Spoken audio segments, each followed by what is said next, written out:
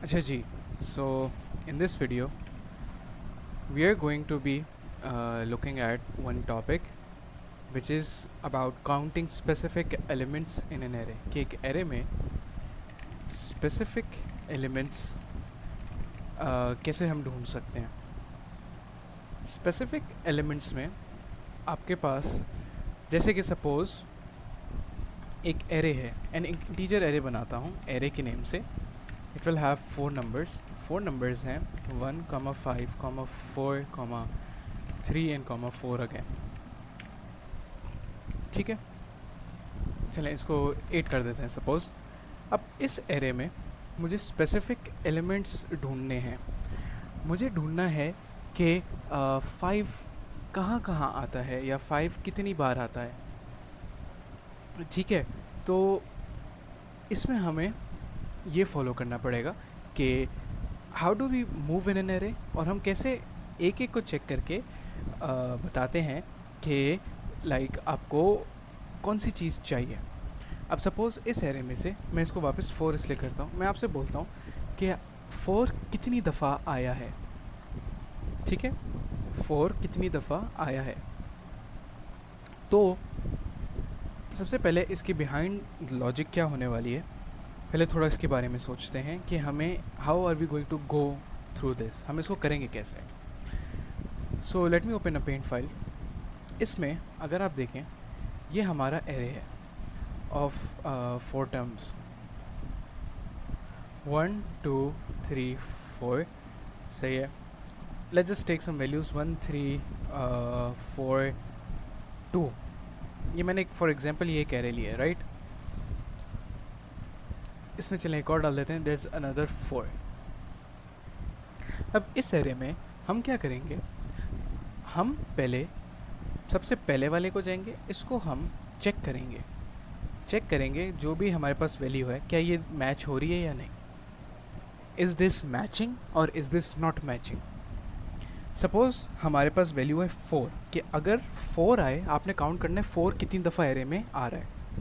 तो पहले हम इसको चेक करेंगे क्या ये 4 के बराबर है. 1 4 के बराबर नहीं है तो हम आगे वाले पे बढ़ जाएंगे. फिर हम 3 को चेक करेंगे क्या 3 4 के बराबर है, नहीं है तो हम फिर आगे बढ़ जाएंगे. क्या 4 4 के बराबर है. अब ये देखें ये हमारा ट्रू हो गया, दिस इज़ करेक्ट. तो यहाँ हम क्या करते हैं, हम एक वेरिएबल बना लेते हैं, उसका नाम हम रखेंगे int count.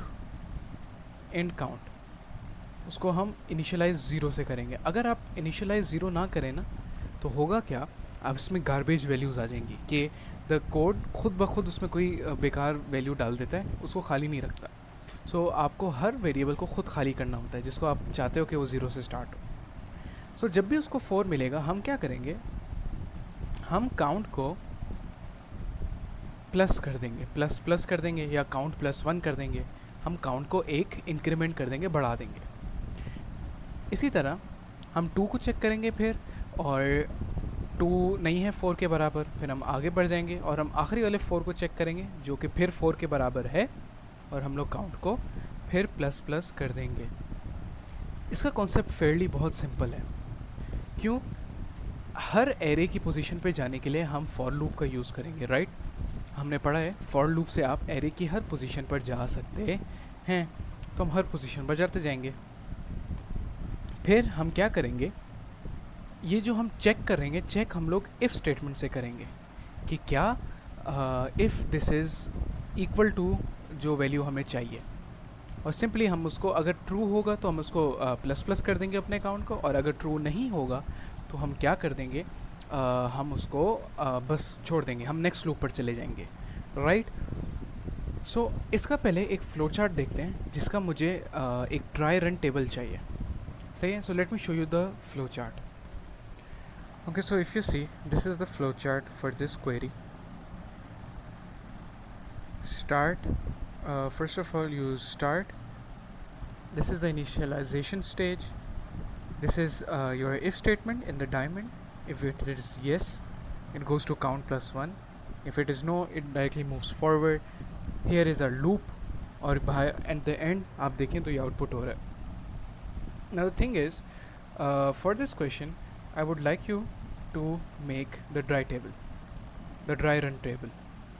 Dry run table क्या होता है, उसमें आप सारी वैल्यूज़ को खुद मैनुअली इनपुट उसको आउटपुट सुन के लिखते हैं, ताकि you can understand how is everything working. तो सबसे पहले हम काउंट का वेरिएबल लिखेंगे, फिर हम काउंटर का लिखेंगे। एक मैं ख़ुद बताऊंगा, बाकी you need to do yourself. फिर एक हम एरे काउंटर की वैल्यू लिखेंगे, बिकॉज वो बार बार चेक हो रही है।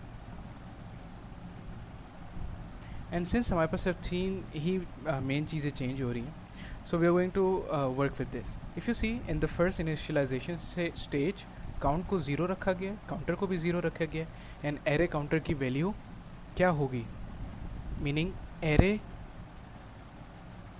0 पर क्या वैल्यू होगी, बिकॉज काउंटर की वैल्यू 0 है। एरे 0 पर वैल्यू 1 होगी, बिकॉज अगर आप एरे को देखें ओवर हियर तो एरे 0 पर 1 पड़ा हुआ है। मैं यहाँ एरे दोबारा लिख भी देता हूँ। ये है 1, 3, 4, 2, 4. So this is the array we have.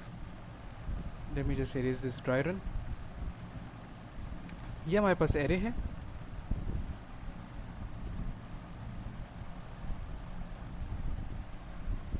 ठीक है।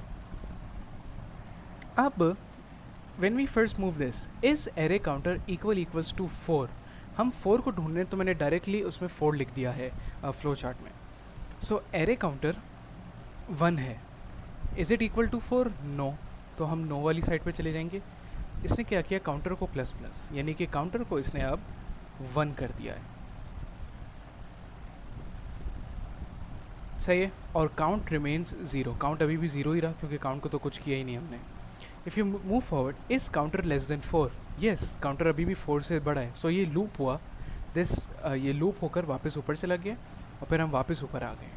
अब हमारी एरे काउंटर की वैल्यू 0 से हटकर 1 हो जाएगी, क्योंकि हमारा काउंटर का वैल्यू चेंज हो गया। सो एरे काउंटर 1 पर हमारे पास वैल्यू अब 3 है, राइट।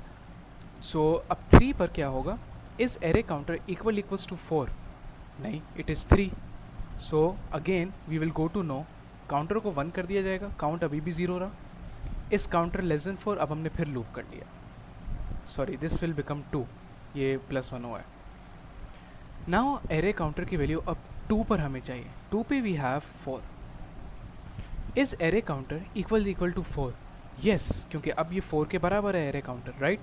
तो काउंट में हम लोग अब +1 कर देंगे। ये हमारा काउंट पहली दफ़ा बढ़ गया है, राइट।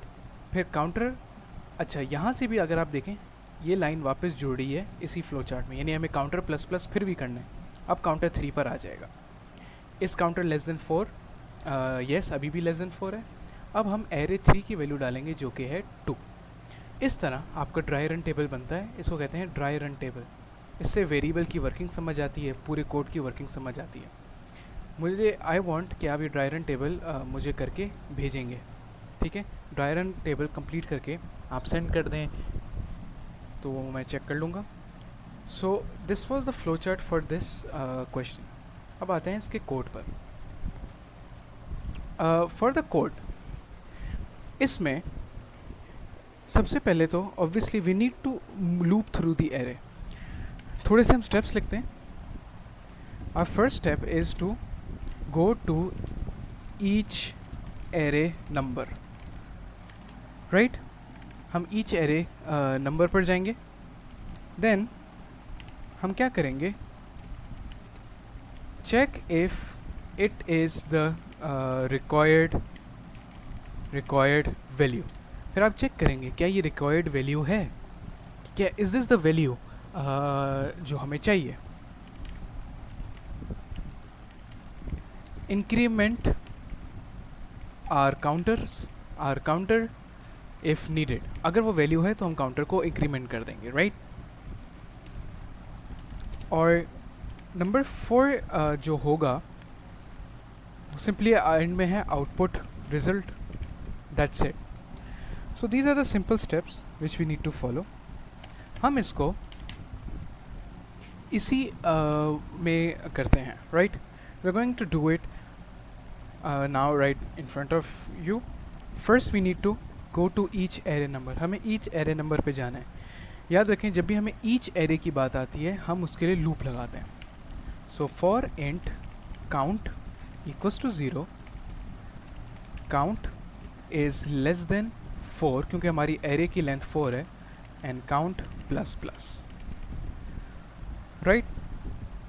तो ये हमने एक लूप बना लिया जो 4 दफ़ा लूप करेगा। आप काउंट की जगह कोई भी नाम रख सकते हैं, it's totally up to you. अब our next step is to check if the required value वो है जो हमारी नीड है। तो इसके लिए हम क्या करेंगे, इफ़ स्टेटमेंट यूज़ होती है हमेशा चेकिंग के लिए। If array count equals to array count, क्या होगा इसमें, काउंट की वैल्यू हर लूप में चेंज होगी और एरे काउंट का वैल्यू पहले काउंट 0 होगा तो हमारे पास 1 आ जाएगा क्योंकि एरे 0 पर 1 है। फिर काउंट जब 1 होगा तो हमारे पास 5 आ जाएगा, फिर 4, फिर 3, फिर 4। So we can loop through the array, तभी हम एरे काउंट लिखते हैं हमेशा। दिस इज़ द स्टैंडर्ड, इसका थोड़ा याद भी करना है तो ये हमेशा यूँ ही होगा। Equals to 4।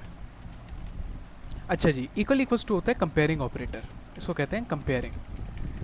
अगर तो एरे काउंट इक्वल्स टू 4 होगा तो ये जो इक्वल्स टू है ये ट्रू रिटर्न करेगा और कहेगा हाँ ये सच है, एंड देन ये इफ स्टेटमेंट चलेगी। लेकिन अगर ये फॉल्स हुआ तो ये इफ स्टेटमेंट नहीं चलेगा। अगर आपने कोई एल्स लगाया हुआ है तो एल्स चल जाएगा, लेकिन we don't need an else in this case, हमें सिर्फ इफ़ चाहिए क्योंकि हमें देखना है अगर है तो सही है, नहीं है तो बाहर में जाए। So that's what we are going to do, we are going to put array count equals to 4। फिर इसके अंदर इफ़ के अंदर हमारा कोड उस वक्त आएगा जब ये स्टेटमेंट इज़ ट्रू, जब ये ट्रू होगी। तो हम क्या करेंगे, we need to make a counter variable, वो मैं ऊपर बना रहा हूँ। Int you can name it counter of 4। चलो let's make it simple, we need to equals to 0, ये नोट कर लें। If you don't equals to 0 तो क्या होगा, इसमें गार्बेज वैल्यू आ जाएगी। गार्बेज वैल्यू क्या होता है, कोड अपनी तरफ से कोई वैल्यू डाल देता है रैंडम, वो इसलिए डालता है ताकि मेमोरी गायब ना हो। लेकिन आपको अगर 0 चाहिए ना किसी वेरिएबल में, you need to declare it yourself. तो काउंटर ऑफ 4 को मैंने 0 कर दिया है। वेरिएबल के नाम आप खुद कुछ भी कर सकते हैं, so you don't need to stress about the name. अच्छा, काउंटर ऑफ 4 के अंदर हम लोग प्लस इक्वल्स टू 1 कर देंगे कि अगर उसको 4 मिला तो आप काउंटर को 1-1 से बढ़ाते जाओ, सिंपल। एंड देन ये हमारा लूप बस कंप्लीट हो गया, right. Now we come out of the loop, हम लूप से बाहर आते हैं, हम सी आउट करते हैं। सी आउट फिर इज़ फॉर आउटपुट के 4 comes in the array, then again हम आउटपुट करेंगे and we are going to output counter of 4 and then we are going to write space times. What is this output? Our output will write 4 comes in the array 2 times because whatever value is of our variable, ये वो variable का output हमें दिखा देगा। और ये अगर आपको सेंटेंस और लेटर्स ऐसे आउटपुट करने हैं तो वो इसका सिंटैक्स यूँ है। So if we run this, let's save this as lecture 3 for now. Now it says, it shows us some error.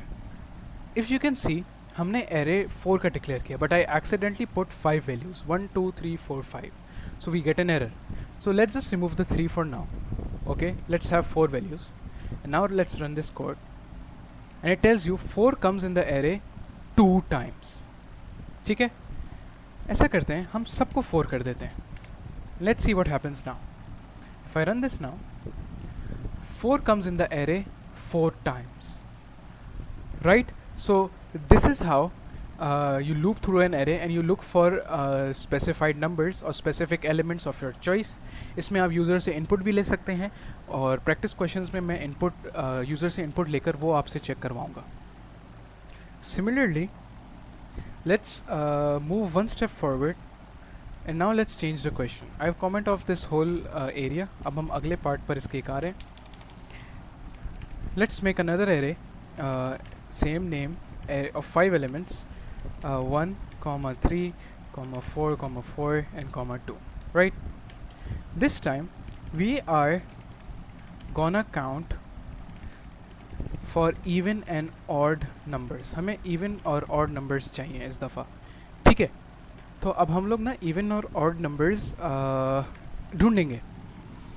इसमें क्या होगा, हमारा लॉजिक स्टेप्स लिखते हैं. हमारा लॉजिक सेम ही फॉलो होगा, बस जो हमारी इफ़ स्टेटमेंट लगती है उसको हम थोड़ा ऑल्टर करेंगे. Again in the steps we need to first move through the array. एक एक एरे का टर्म हमें पहले चेक करना होगा, right. First check if even, then check if odd. ठीक है, आप या तो आप पहले ऑड चेक कर लें, आप फिर इवन चेक कर लें, it's totally your choice.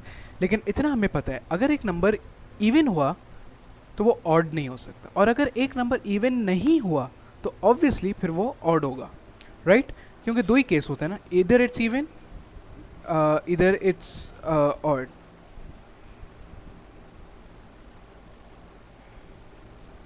Okay, so then once we have checked it, count each term, meaning आपको काउंट करना होगा इवन और ऑड, राइट. आपको उसके वेरिएबल्स बनाने पड़ेंगे, and then simply you are going to output, because output करेंगे तो हमें पता लगेगा ना हमारा कोड कैसा चल रहा है, right. So let's come over here ताकि एक new array, right. So now again हम एक फॉर लूप लगाएंगे. इंट काउंट इक्वल्स टू 0 से काउंट इज लेस देन 5, क्योंकि हमारा array is now of the size 5, and count plus plus. अच्छा, इस फॉर लूप में now we are going to check for even और ऑड. अब even और ऑड चेकिंग में there is something you need to know. अच्छा, you need to know about mod. In C++ and in many different languages there's a thing known as mod. ये एक sign होता है, ये एक फंक्शन होता है. C++ में ये परसेंटेज से आता है. ये ना आपको रिमाइंडर देता है. Remainder, what is the remainder? Suppose मैं 3 को डिवाइड करूँगा 2 से. So 3 ones are 2 ones are 2. We get the remainder of 1. So in our code अगर मैं करूँ 3 mod 2, आपको इसका आंसर मिलेगा 1, which is actually the remainder. ठीक है. Similarly अगर मैं 5 divided by 2 करूँ, so 2 2s are 4, we get the remainder 1. So again अगर मैं करूँ 5 mod 2, हमारे पास रिमाइंडर आ जाएगा 1. अभी इवन ऑड में कैसे हेल्प करेगा? इवन ऑड में अगर आप देखें 3 और 5 दोनों ऑड नंबर थे, तो दोनों का रिमाइंडर 1 आ गया. अगर सपोज यहाँ कोई इवन नंबर होता, सपोज 4 होता, 4 mod 2, अगर आप देखें 2 2s are 4 and we get the remainder 0. तो अगर आपके पास मॉड में रिमाइंडर 0 आता है, इसका मतलब है द नंबर इज इवन. और अगर आपके पास 1 आता है, it means the number is odd. So this is the mod concept. ये आपको तकरीबन हर लैंग्वेज में मिलेगा. आपके इवन सूडो कोड में भी आपने शायद मॉड किया हुआ होगा. तो मॉड का ये काम होता है, it tells you the remainder, और रिमाइंडर से हम लोग पॉजिटिव और नेगेटिव और इवन और ऑड नंबर्स को ढूंढ लेते हैं. सो इसमें हम इफ़ स्टेटमेंट लगाएंगे. If array count, same logic मैंने ऊपर बताई थी. हर काउंट जब लूप में चेंज होगा तो होगा क्या कि एरे काउंट की इसकी वैल्यू चेंज होती रहेगी. पहले काउंट 0 होगा तो 1, फिर 3, फिर 4, फिर 4 और फिर 2. तो हर लूप में हम लोग आगे बढ़ते जाएंगे. If array count mod 2 equals to 0, ये क्या करेगा? एरे काउंट में सबसे पहले आपके पास 1 आएगा. सो 1 mod 2 आपको क्या देता है? अगर आप देखें 1 mod 2 में ऊपर 2 आपके पास रिमाइंडर हमेशा 1 आएगा. क्यों? क्योंकि if you look in paint, अगर मैं करूँ 1 डिवाइडेड बाई 2, 2 1 से छोटा है, so we are going to write 2 zeros are 0, we get remainder 1, right. तो ऑड नंबर्स में रिमाइंडर 1 आता है. तो array count mod 2 equals to 0, this is checking for even, क्योंकि 0 कब रिमाइंडर आता है? जब इवन नंबर हो. लेकिन जो 1 है, 1 तो ऑड है, तो 1 पे रिमाइंडर क्या आएगा, 1 पे रिमाइंडर आएगा 1। तो हम क्या करते हैं, पहले इवन के लिए हम लोग इवन प्लस इक्वल्स टू 1 कर देते हैं। एक वेरिएबल है इवन, उसको हम +1 कर देते हैं, लेकिन हमने इवन तो डिक्लेयर ही नहीं किया। सो हम ऊपर एरे के पास I declare the variable even equals to 0 and int odd equals to 0। मैंने दो वेरिएबल्स का नाम रखा है इवन एंड ऑड। अच्छा, तो ये तो हमने इवन के लिए कर दिया, लेकिन सपोज ये ट्रू नहीं हुआ, ये फॉल्स हो गया, तो इसका मतलब है दूसरा नंबर ऑड होगा। तो या तो हम लोग एल्स इफ लगा लें और एल्स इफ में पूरी चेकिंग करें कि array count mod 2 equals to 1। इसमें क्या होगा, अब हम नंबर को चेक करेंगे कि वेदर उसका रिमाइंडर 1 आ रहा है। अगर 1 आ रहा है तो इसका मतलब है ऑड है। लेकिन इतनी ख्वारी के अलावा हमें इतना तो पता है ना कि अगर नंबर इवन है और अगर इवन नहीं है, so the only other option the number has is to be odd. या तो वो इवन होगा या ऑड। तो इतनी ख्वारी करने के बजाय हम डायरेक्ट सिर्फ एल्स यूज़ कर लेते हैं कि अगर इवन है तो इवन को प्लस कर दो, और अगर इवन नहीं है तो ऑब्वियसली ऑड होगा, तो ऑड के अंदर +1 कर दो। सिंपल। सो ये हमने इवन ऑड का लॉजिक कर दिया है। इसको मैं अब क्या कर रहा हूँ, now I am going to output it cout even, और मैं इसके अंदर इवन का आउटपुट कर दूंगा, right, and endl is for new line, फिर cout odd and I am going to output odd. ठीक है, so let's run our code, and if you can see it says 3 even and 2 odd. Let's count them. 1 2 are the odds ones and 1 2 3 are the even one. So ऐसा करते हैं, let's make it 1 2 3 4 odd and 1 even. अब देखते हैं हमारे पास क्या output आता है। We get 4 odd and 1 even, right? So this was even and odd number checking, and it was checking for specific elements. ये तो सिर्फ इवन एंड ऑड था। आपसे नेगेटिव और पॉजिटिव नंबर्स का भी पूछा जा सकता है, राइट? और अभी practice questions which I am going to put it at the end of the video, उसमें भी आपसे ये सब ऐसे थोड़े घुमा के सवाल हो सकते हैं। So this was today's class in which we talked about specific elements and how to work with specific elements, and now I'm going to show you your homework questions. Okay, so these are the practice questions for the selection question. Question 1 says write a code for taking inputs for an array. The array size will be given by the user, meaning you need to take input of how long does the user want the array, and after that you're going to declare an array and then you're going to take inputs. So आपका array का size user बताएगा, तो आप size के बाद array को declare करेंगे। जब पहले यूज़र बता दे कि कितना साइज़ है, फिर उसको आप कहीं सेव करेंगे और उस वेरिएबल के हिसाब से आप array का साइज़ भी बनाएंगे। फिर जो आप फॉर लूप चलाएंगे ना इनपुट करने के लिए, वो भी उसी इनपुट के हिसाब से होगा, क्योंकि जितना यूज़र बोलेगा आपको उतनी दफ़ा फॉर लूप भी चलाना होगा, आपको उतनी दफ़ा इनपुट भी लेना होगा, आपको उतनी दफ़ा लूप में चेक भी करना होगा।